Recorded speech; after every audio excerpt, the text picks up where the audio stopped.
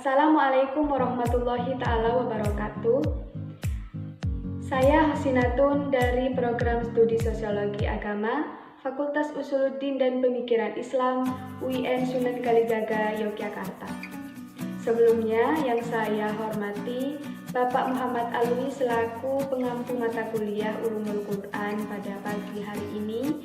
Tak lupa pula teman-temanku kelas C Sosiologi Agama yang selalu saya cinta, kasih sayangi, dan selalu saya banggakan.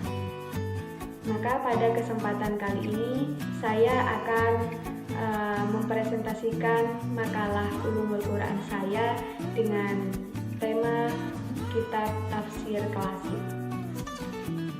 Berbagai metode dilakukan oleh para mufassir dalam menafsirkan ayat-ayat Al-Quran. Tujuannya adalah untuk merekonstruksi teori lama menjadi teori yang dapat merespon perkembangan zaman di mana mufassir tersebut hidup.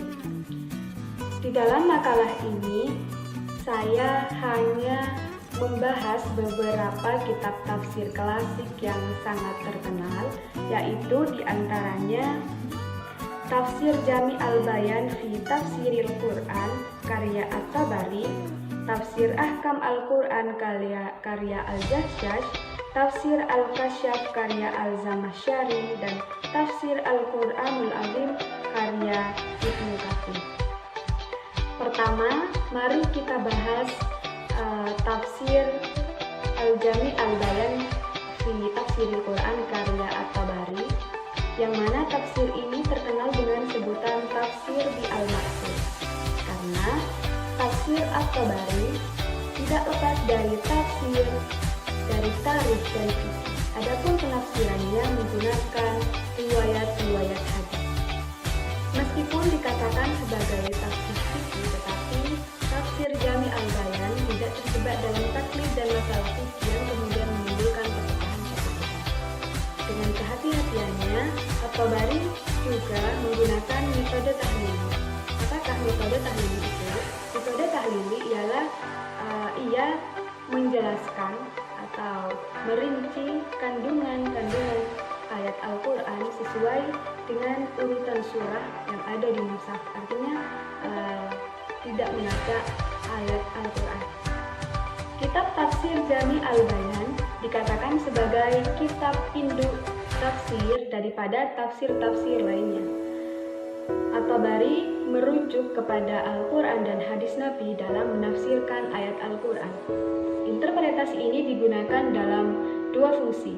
Pertama yaitu untuk menerjemahkan satu kata, kemudian dengan menerjemahkan kalimat, melihat asbabun nuzul ayatnya, kemudian melihat keterkaitan dari satu ayat dengan ayat yang lain. Bagaimana cara melihat keterkaitannya? Yaitu dengan melihat makna dari satu ayat dengan ayat berikutnya.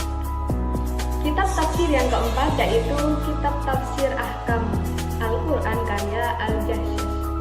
Dalam metode penafsirannya, Al-Jahsyash menggunakan 4 metode penafsiran: tahlili, ijmali, muqaron, dan maudhu'i.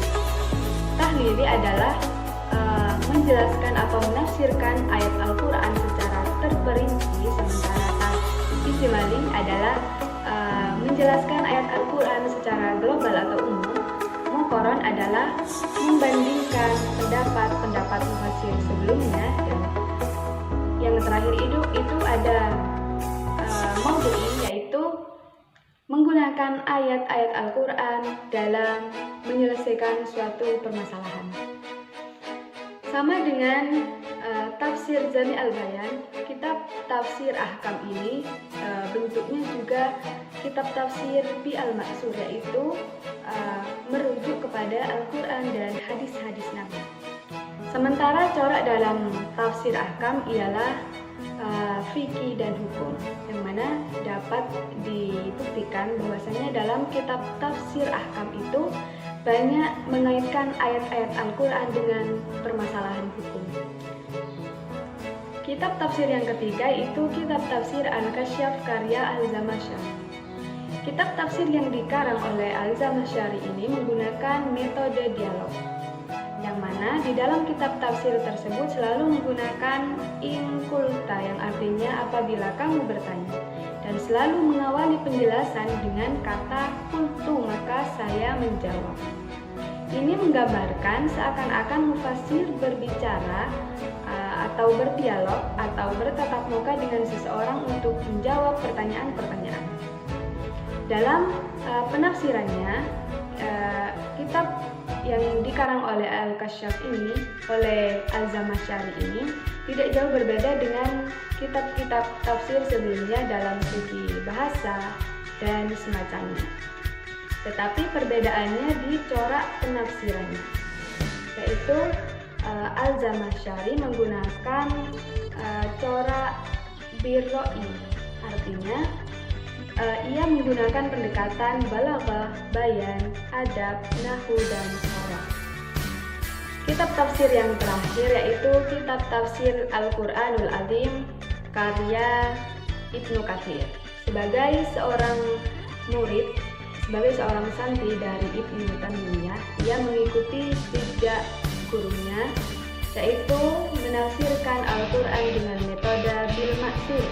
Artinya, ia dalam menafsirkan ayat Al-Quran, dia merujuk kepada Al-Quran, hadis, ijma, dan qiyas. Mungkin hanya ini yang dapat saya sampaikan. Mohon maafkan saya apabila banyak sekali terjadi kesalahan dari tutur kata saya, tingkah laku saya, dan penjelasan saya yang jauh dari kata sempurna.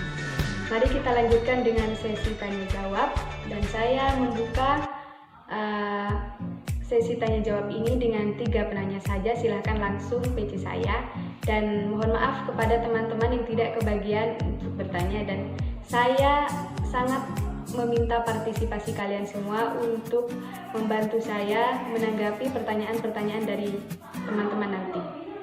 Akhiran, wassalamualaikum warahmatullahi wabarakatuh.